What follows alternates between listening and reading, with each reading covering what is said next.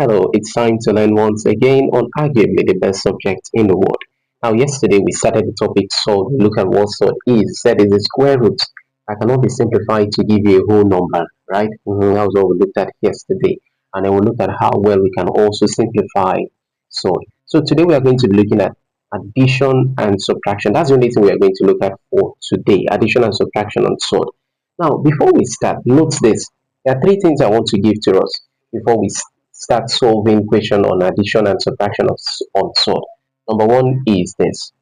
Number one is that sword can only be added or subtracted if they are like sword. Like if they are like swords. Yes, if they are like sword. What do we mean by like sword? When we say they are like sword, it means that they have the same there's something that is called radicand. Radicand. So what do we mean by radicand? A radicand is that number that is inside the root. Let me give an example. Example will make us understand this better. So if I had something like this, 2 root 5, and I have another one, 8 root 5. You see this number here, this 5 that is inside this root, and this other one also that is inside this root. That's what is called radicand. And it therefore means that they are what? They are like sword. So when they have the same radicands, therefore they are what? Like sword, and they can be added. So this is one of the conditions. But if they have something like this, let's say 3 root 5, and then I have and 5 root 3. You can see the radicand, that's the number inside the root. This is 5, this is 3. They are not the same, they don't have the same radicand. This type of sword cannot be added. So note that that's number one. Now, number two thing to note also in sword that can be added is if I had something like this, let's say x plus y. This is not equal to, because people are seeing students make mistakes. This is not equal to root x plus root y. Rather, it remains the same way. You cannot change it to this, they are not the same. Now, if I also had it in subtraction as root x minus root y, it is not equal to root x minus root y. So be properly guided on that so you will not make a mistake. Then the third rule we are going to look at is this. If I had a root x plus b root x, this is simply equal to a plus b or root x. So what it means is, note the same word radical. Remember that we've said already that alphabet is representing numbers. So if I have here and here and they are the same, therefore means I can add this and this. These things are called the coefficients.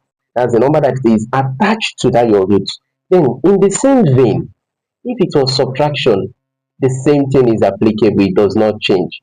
So this is now going to give us a minus b or root x. So just pick one of the roots. Now let's solve two questions that will cover addition and subtraction, and then we'll know that we are done with that for today.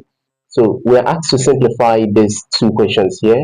Very simple question. So the first one is 2 root 12 minus root 27. That's the first one. And the second one says root 50 and then plus root 18. So starting off with the first one. For the first one, we have a subtraction, right? Now, when you want to, somebody can be quick to say, oh, but their radicals are not the same. Very good observation. However, before you even start simplifying, ensure that they are already in their basic form, right? What we did yesterday. Now, let's start with the first one. Look at this. This is 2 root 12 minus root 27. So this root 12 now, I can express it as what? 4 times 3. If you recall what we did yesterday, so that's going to be root 2 root 4 times root 3. Then this can be expressed as root 9 multiplied by root 3. You go through what we did yesterday, this will not be a challenge. What is root 4? Root 4 is 2. 2 times 2 will give us 4. So we'll be having here that here will be 4 root 3. And then this is going to give us root 9 is 3. So this will be 3 root 3. 4 minus 3, like the rule that we have there. So this will become 4. This 4 here minus this 3. So 4 minus 3 root 3. What's 4 minus 3? That's 1. So no need of writing 1 root 3. Answer remains as what? Root 3. Very simple. It's as simple as that. Then the last one that we have here says, so solving this now. Root 50, let's even go ahead to start solving. Root 50 is can be expressed as root 25 times 2. And then root 18 can be expressed as root 9 also times 2. What's root 25? Root 25 will be 5. So that will give us 5 root 2. Then plus, this will be 3 root 2. Then we can see that we can add them. Why? Because they have the same what? Radicands. So 5 plus 3 will give us what? 8. So we're left to have 8 root 2. So I'm going to give us two simple questions also to quickly solve on our own. And we have here root 20 plus root 45. We have to simplify them.